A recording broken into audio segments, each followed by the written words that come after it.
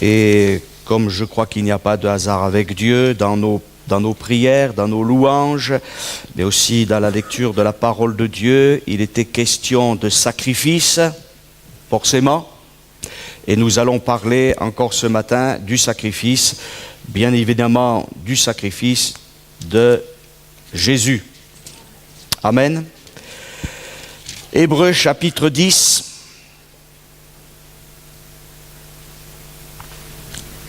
Et verset 1er, nous allons bien sûr regarder ce que représente Christ, mais on ira aussi dans l'Ancien Testament, puisque l'auteur de l'Épître aux Hébreux l'a fait référence à l'Ancien Testament, et on reviendra à quelques sacrifices de l'Ancien Testament pour découvrir que ces sacrifices, eh bien, nous parlent de Christ, et nous-mêmes, nous sommes appelés eh bien, à offrir un sacrifice de louange et aussi nos corps en sacrifice, quelque part, d'une certaine manière. Voilà, Hébreux chapitre 10 et verset 1er, voici ce que dit l'auteur de l'Épître aux Hébreux. En effet, la loi qui possède une ombre des biens à venir et non l'exacte représentation des choses, ne peut jamais, par les mêmes sacrifices qu'on offre perpétuellement chaque année, amener les assistants à la perfection. Autrement, n'aurait-on pas cessé de les offrir, puisque ceux qui rendent ce culte étant une fois purifiés,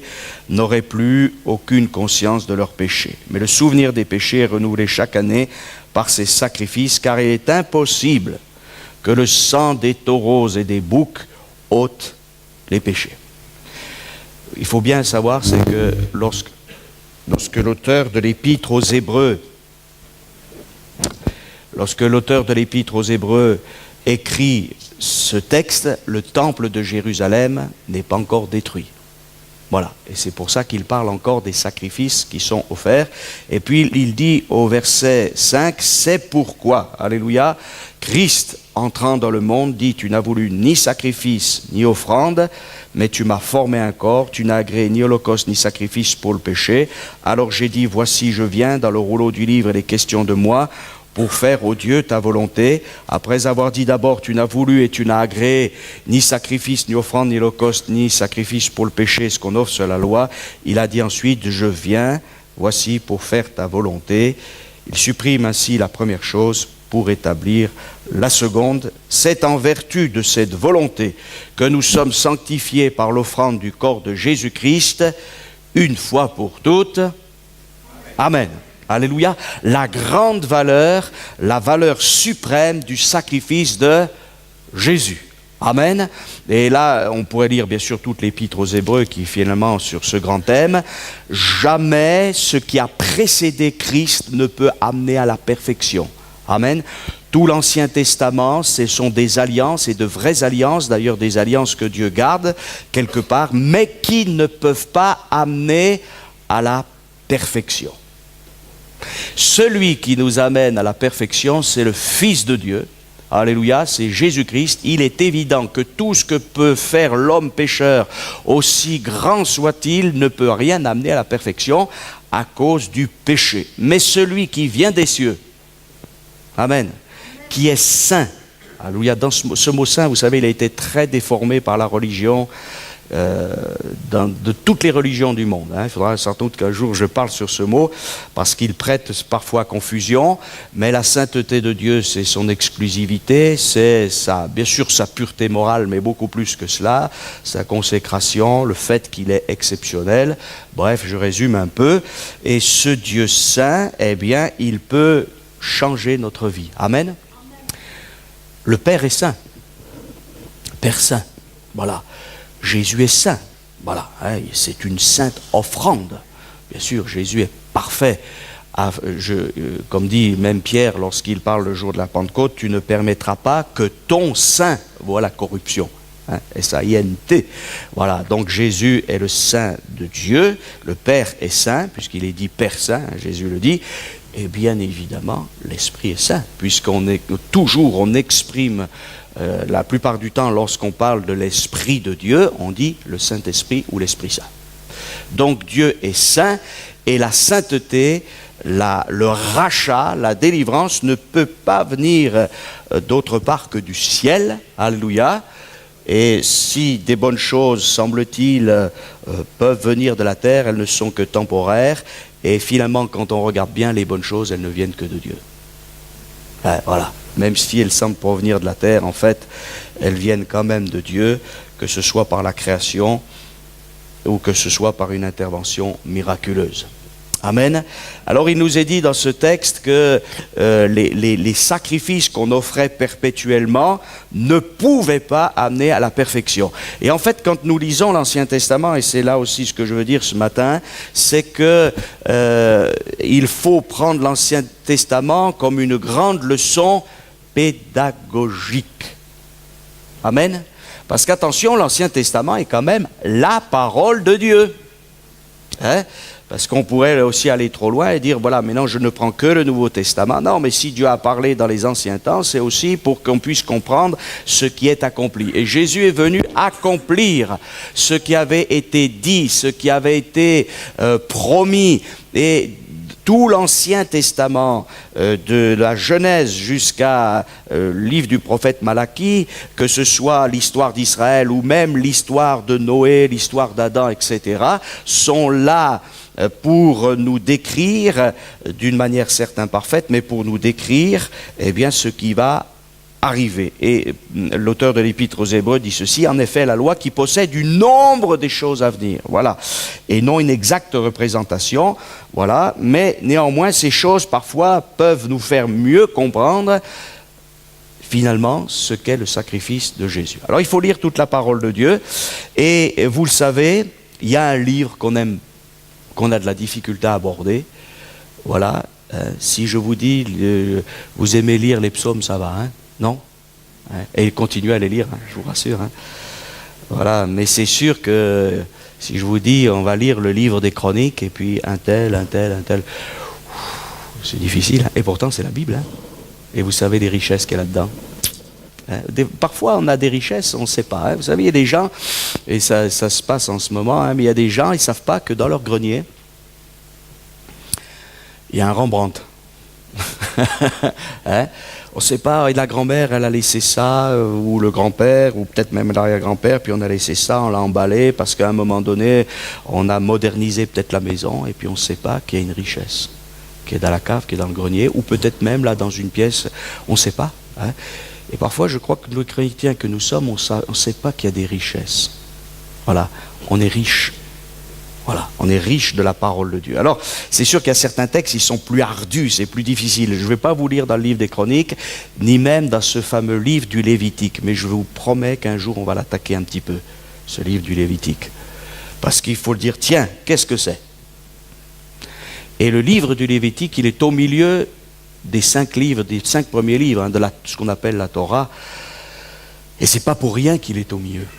Parce que ce livre du Lévitique, il commence par les sacrifices. Et on se dit, mais c'est pas possible quand même. Bon, c'est vrai qu'il fallait des sacrifices dans l'Ancienne Alliance, mais tout est détaillé, et puis c'est long, et puis, mais Seigneur, tu n'aurais pas quelque chose d'autre à nous dire? Et vous n'avez pas remarqué comme même si on regarde que le Nouveau Testament, si on regarde et parfois, est-ce qu'on s'arrête vraiment au sacrifice de Jésus, à sa résurrection et à sa gloire? Ce matin, ça nous a été rappelé. Amen. Et on en vient très souvent beaucoup plus au bénéfice du sacrifice, plutôt qu'au sacrifice lui-même. Mais il faut s'arrêter au sacrifice. Comment prenons-nous la Sainte Seine? Est-ce que c'est pour avoir la bénédiction? Ou est-ce que c'est pour se souvenir de ce que Jésus a fait? Si je viens uniquement pour prendre la bénédiction, je crois que je ne suis pas tout à fait dans le plan de Dieu. Parce que Jésus a dit, chaque fois que vous buvez cette coupe, voilà, chaque fois qu'on prend ce pain, on doit se rappeler du sacrifice de Jésus. Et Paul dira, nous prêchons Christ. Et Christ crucifié, ressuscité d'entre les morts, glorifié. Amen, nous prêchons une personne. Et cette personne, elle s'est sacrifiée pour nous. Et j'aimerais qu'on puisse se poser la question ce matin, quel est notre rapport, quelle est notre communion avec le sacrifice de Jésus? avec Jésus lui-même. Parce que je ferai remarquer que Jésus, lorsqu'il est ressuscité, il montre aux incrédules ses mains, ses pieds. Voilà, je suis bien le crucifié, je suis bien le sacrifié de Golgotha, qui est mort entre deux brigands, dit Jésus. Je suis bien celui que vous avez renié, trahi, que vous avez regardé de loin. Et ce matin, eh bien, ça nous a été rappelé par la lecture de la Sainte Seine. Les Israélites diront, lorsque Moïse part sur la montagne, mais ce Moïse, ne sait plus où il est. Voyez? Alors ils se sont fait un veau d'or. Ils se sont fait un veau d'or avec les richesses de l'Égypte. Et il ne faudrait pas qu'il en soit de même pour nous. Quelle est ta pensée lorsque tu recommences ta semaine le lundi matin? Est-ce que c'est uniquement le business, les enfants, les courses? Ou est-ce que c'est Jésus? Et il faut absolument qu'on lise les Écritures, qu'on relise les Écritures, parce que toutes les Écritures nous parlent de Christ, nous parlent de son sacrifice. Et quel rapport est-ce que j'ai avec le sacrifice de Jésus? Est-ce que c'est uniquement mon salut? Ou est-ce que c'est plus que cela? Parce qu'il y a plus que ça. Et quand je parle du salut, est-ce que c'est simplement le rachat de mon âme? Voilà, je suis sauvé, j'ai une place dans le ciel, donc c'est bien. Alléluia, gloire à Dieu. Et qui ne peut pas dire gloire à Dieu lorsqu'il dit je suis sauvé, il m'a purifié? Oui, mais le sacrifice de Christ, c'est encore plus que cela. Parce qu'il nous appelle non pas simplement à être des rachetés, parce que Jésus n'a pas dit allez par tout le monde, faites de toutes les nations des rachetés. Il n'a pas dit ça, Il a dit faites de toutes les nations des disciples. Et ensuite il dit il faut aller encore plus loin parce que c'est bien d'écouter. D'être là. Vous voyez, ce matin, moi je me prêche à moi-même. On est bien, on écoute. On veut être des disciples, mais après il faut être des témoins. Et le témoignage, c'est l'évangélisation, et ça c'est encore peut-être plus difficile, mais nous nous apercevons que Jésus est déjà décrit là-dedans. Alors beaucoup de choses en ce qui concerne le sacrifice. Ce matin, je ne vais pas parler de Lévitique 1, 2, 3, 4, etc., parce qu'il nous faudra un peu plus de temps. Mais j'aimerais dire que dans l'histoire d'Israël, dans cet Ancien Testament, en permanence, il y avait des sacrifices. Et bien sûr, l'auteur de l'Épître aux Hébreux nous dit qu'il y avait en permanence des sacrifices parce que ces sacrifices ne réglaient pas vraiment le problème du péché. Vous voyez ? Et bien évidemment, le sacrifice de Christ règle le problème du péché. Amen. Mais, c'est pas parce que Christ est mort une fois pour toutes et qu'on n'a plus besoin de sacrifice qu'il faut faire du sacrifice de Jésus quelque chose simplement d'historique. Non seulement du point de vue de la doctrine, mais aussi quelque chose d'historique uniquement en ce qui concerne ma vie, en disant oui, il y a 2 ans, je me suis converti, j'ai confessé mon péché, j'ai réglé mon problème, donc le sacrifice de Christ, c'est il y a 2 ans, c'est il y a 20 ans, c'est il y a 30 ans, parce que si c'est simplement historique dans ma vie, je ne le vis plus. Mais il faut que ce soit historique tous les jours. Non ? Oui, il faut que ça soit historique tous les jours. Alors, il faut que je revive avec Christ et que je n'oublie pas le prix qu'il a payé pour le rachat de mon âme. Amen, c'est un prix que je ne peux même pas mesurer, c'est pas vrai, je ne peux pas le mesurer. Je ne le comprends même pas encore. Parfois, nous le disons dans nos prières, dans nos louanges, dans notre adoration, dans nos chants. Mais ce prix, je n'arrive même pas à l'estimer parce que je ne connais même pas la gloire du Dieu saint dans sa gloire. Je ne l'imagine même pas. Oui, j'ai une petite représentation, un vague concept, mais la gloire de Dieu pour s'abaisser jusqu'à la mort de la croix, pour être pendu au bois. Je rappelais ce texte où il est dit « Maudit est quiconque est pendu au bois ». C'était la malédiction suprême. Et il y aurait beaucoup à dire là-dessus. La malédiction. Mais Jésus nous a rachetés et il nous fait échapper à la malédiction. Voilà. que nous sommes allés chercher nous-mêmes ou que le diable veut nous envoyer, et il y a le sacrifice. Et en fait, en Israël, il y avait des sacrifices et des sacrifices le matin, partout, en permanence, toutes sortes de sacrifices. On rappelait l'histoire du sacrifice. Voilà, et quelque part, c'est un drame, bien sûr. Alors, le temple a disparu et les Juifs ont remplacé en fait, à chaque fois qu'il y avait un sacrifice dans le temple, ils l'ont remplacé par une prière, vous voyez. Parce qu'il n'y a plus la possibilité de faire ça. Alors comme eux, ils ont pas accepté que Jésus était le sauveur du monde, ils se disent, maintenant on n'a plus de temple, donc on va remplacer par des prières. Mais les prières ne remplacent pas les sacrifices, et même s'ils pouvaient refaire ces sacrifices, ça ne les amènerait pas à la paix. Vous voyez? Mais Christ est venu, alléluia, et on trouve beaucoup de sacrifices bien précis, et c'est sur ces quelques sacrifices que je vais revenir pour qu'on puisse comprendre quelle est ma relation justement avec l'œuvre parfaite de Jésus. Parce que tous les sacrifices qui sont décrits en détail, que ce soit sacrifice de communion, sacrifice d'expiation, holocauste pour le lépreux, etc., la femme accouchée, les sacrifices des fêtes et tout ça est réuni en Christ. Amen. Mais ces différents aspects sont très importants. Amen.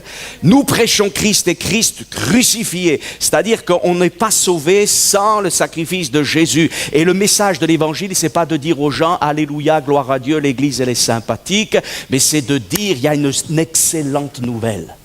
C'est que l'homme et la femme sont des pécheurs, mais Christ est mort pour ces pécheurs, et on a une vie nouvelle en Jésus-Christ extraordinaire. Amen. Le Saint-Esprit va nous marquer de son sceau. Amen. Alors il y a toutes sortes de sacrifices. Il y avait des sacrifices pour le peuple. Amen. Et je crois que lorsque nous nous réunissons le dimanche matin, le peuple de Dieu doit acclamer Jésus. Amen. On devra avoir une plus grande ferveur. Je ne parle pas d'excitation.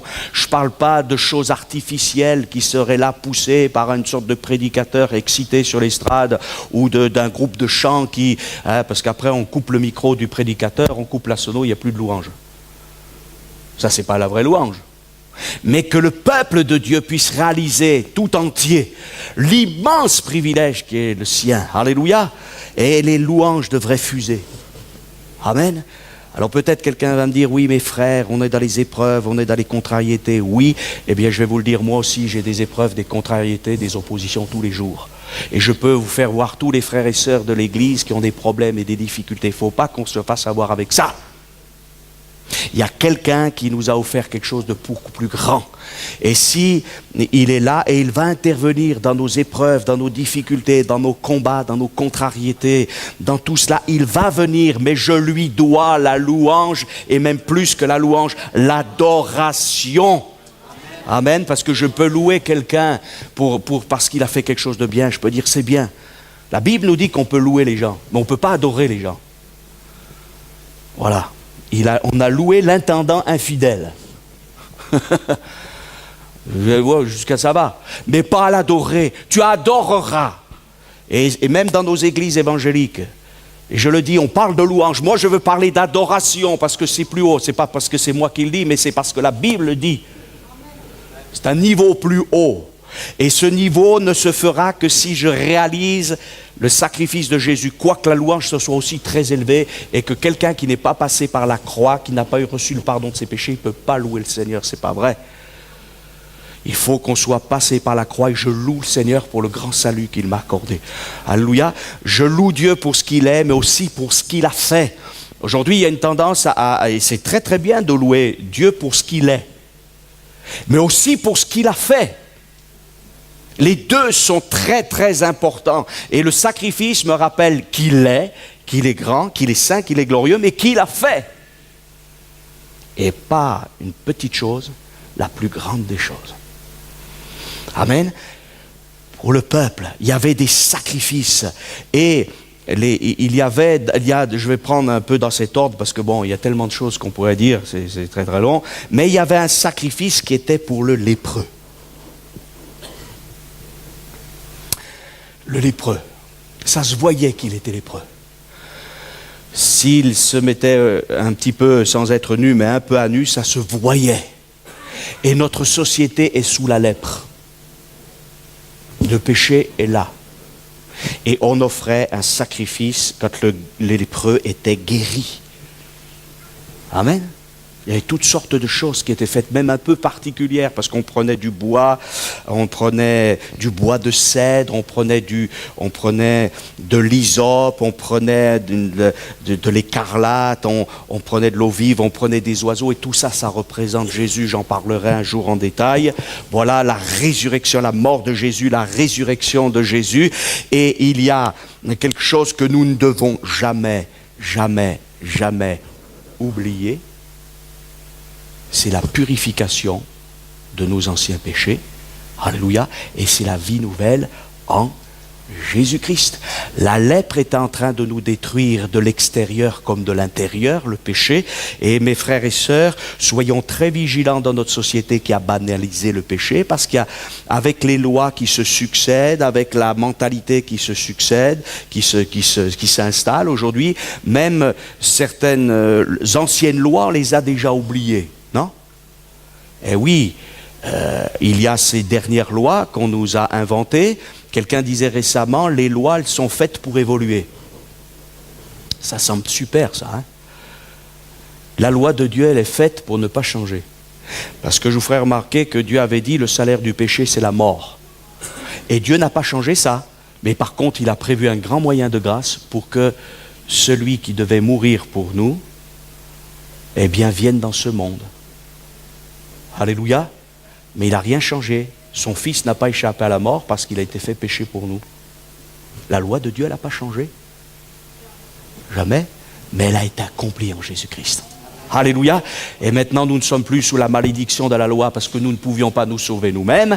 Celui qui mettra ces choses en pratique vivra par elles, mais on n'a pas pu les mettre en pratique. Un seul a pu les mettre en pratique d'une manière parfaite, c'est le Fils de Dieu, et il nous a rachetés. Il ne faut pas oublier ça, mais vraiment que notre cœur bondisse de joie à cause de ce grand salut. Alléluia. Ne restons pas avec le mutisme. Il y a quelque chose qui me gêne, je vous assure, frères et sœurs. On devrait plus louer à haute voix, sans dire d'être des excités, sans dire d'être des gens huluberlus, excusez-moi l'expression, mais on devrait dire Alléluia. Amen, oui. Et on devrait se dire, mais frère, n'oublie pas que tu as été sauvé. Amen. Ça, c'est important. Le lépreux était purifié. Amen. Et puis, il y avait aussi, et ça, Dieu veut nous purifier, mais Dieu veut aussi faire de nous ses serviteurs. Dans l'ancienne alliance, il n'y avait qu'une catégorie d'individus qui étaient sacrificateurs pour Dieu. Et un seul homme qui était souverain sacrificateur. Il y avait d'abord une tribu qui avait été mise à part, mais même encore dans cette tribu, tout le monde ne pouvait pas être sacrificateur. Voilà, c'était spécial. Mais, alléluia, dans la nouvelle alliance, nous sommes tous destinés à être, non pas des souverains prêtres, parce que le souverain prêtre, c'est Jésus. Souverain sacrificateur, c'est Jésus. Mais des sacrificateurs pour Dieu, notre Père. Amen. On répandait du sang et de l'huile, je passe vite, pour le sacrificateur. Lorsqu'on l'introduisait dans le sacerdoce, on mettait du sang sur l'aube de l'oreille, sur son pouce et sur son orteil. On va me dire, qu'est-ce que c'est ça? C'est super bizarre comme affaire, hein? Non, non, non. Parce qu'un sacrificateur, quelqu'un qui veut servir Dieu, qui est prêt, alors là, non pas, pour nous, dans l'ancienne alliance, c'est pas à faire des sacrifices d'animaux, mais c'est à parler du grand sacrifice de Jésus, eh bien, il faut qu'il écoute. Il n'y a que Dieu qui peut circoncire notre oreille, parce que vous savez, des fois, on ne veut pas trop entendre. Hein? Et puis, il faut que nos mains, elles agissent selon la volonté de Dieu. Le pouce. Vous avez remarqué que le pouce, hein, sans le pouce, on ne peut pas faire grand-chose. Hein. Il y a quelque chose d'horrible dans les Saintes Écritures. Il y avait un roi, il avait coupé les pouces à tous ses adversaires. Diabolique, ça. Hein. Imaginez-vous essayer de manger ou de prendre quelque chose sans un pouce. C'est diabolique, ça. Mais Dieu veut que nos mains le servent et que nos pieds marchent dans la bonne direction. C'est pour ça que le sang, il doit être là, et l'huile aussi. Vous voyez, il n'y a pas de hasard avec Dieu. Sacrificateur pour Dieu. Et ce qui était réservé uniquement aux souverains sacrificateurs ou aux sacrificateurs, nous y avons part maintenant, mais différemment. Amen. Donc, c'est ça aussi que nous devons considérer. Dieu nous sauve, nous purifie pour qu'on puisse le servir. Et nous sommes indignes de le servir. Mais si je comprends qu'il s'est sacrifié pour moi, alléluia, par son sacrifice et par son esprit, il va venir au secours pour que je puisse devenir sacrificateur. Quel est l'homme, la femme qui peut dire ce matin, oui, maintenant j'ai été racheté, donc j'ai des talents, j'ai des potentiels, ceci, cela, pas de problème pour servir Dieu. Mais non, je ne peux servir Dieu que parce que Christ est mort et qu'il m'aide, qu'il me secourt. Amen. Et il nous a dit qu'il nous donnerait de son esprit, cet esprit qui était sur Jésus pour l'amener au sacrifice. Amen. Et au triomphe, parce qu'il ne faut pas l'oublier. Eh bien, ce même esprit peut être sur moi, sur vous, pour nous amener à être sacrificateurs. Amen. C'est cela. Alléluia. Il y avait aussi des choses qui devaient être faites, très particulières, je ne veux pas rester sur le détail, lorsqu'une femme mettait au monde un enfant. Voilà. Et l'Écriture nous dit d'ailleurs qu'à propos de Jésus, Joseph et Marie ont accompli ce qui était demandé dans la loi. L'enfant Jésus a été circoncis le 8e jour, mais aussi après la purification de Marie. D'ailleurs, entre parenthèses, on parle de la purification de Marie, puisque c'est selon la loi, donc vous voyez, Marie non plus n'est pas parfaite. Je ferme la parenthèse. Hein? Mais elle a accompli tout ce qui doit être fait selon la loi. Et Joseph et Marie sont allés au temple, et là, c'est leur fils premier-né, donc ils ont payé ce qu'il fallait payer au temple, parce qu'on devait racheter le premier-né. Et ensuite, ils ont offert le sacrifice qu'il fallait, et ça prouve d'ailleurs qu'ils n'étaient pas riches, parce qu'ils n'ont pas offert un agneau, mais ils ont offert des colombes. Hein, donc c'était un sacrifice de gens modestes, de gens pauvres, ce n'était pas des richissimes. Jésus est venu dans une famille modeste, voilà, et ils ont accompli ce qui devait se faire selon la loi. Et c'est là qu'ils ont rencontré Siméon et Anne. Alléluia. Alors on peut se dire, qu'est-ce que c'est que cette affaire de sacrifice, de purification? Voilà, ça paraît compliqué, hein? Mais non, c'est relativement simple. Vous savez, quand il y a quelqu'un qui naît de nouveau dans une église, c'est parce que nous, on est des super prédicateurs? C'est parce qu'il y a une évangélisation de rue haut de gamme? C'est parce qu'il y a des super musiciens? Ou est-ce que ce serait la grâce de Dieu? Est-ce que ce ne serait pas que Jésus ait agi par sa parole et son esprit? Nous, on a peut-être bien chanté, alléluia, gloire à Dieu, et continuons de bien chanter. Peut-être qu'on a prêché convenablement, alléluia, que le Seigneur nous encourage. Peut-être qu'on a témoigné avec zèle, alléluia, et Dieu le veut. Il nous utilise, on participe à sa gloire. Mais la vraie action, la capacité, c'est Dieu. Amen, c'est Dieu au travers de nous. Et là, excusez-moi, chacun d'entre nous, on prend une bonne leçon d'humilité. Mais c'est ce qu'il faut. Après tout, Seigneur, je ne suis pas grand-chose. Puisses-tu m'utiliser? Mais c'est toi qui convaincs de péché, de justice et de jugement. Alléluia. C'est toi qui amènes un pécheur à la conversion. C'est toi qui le régénères par ta puissance. C'est toi qui le sauves. Et à toi seul soit la gloire. N'oublie pas le sacrifice. À cause de Jésus, c'est par lui et pour lui que tout existe.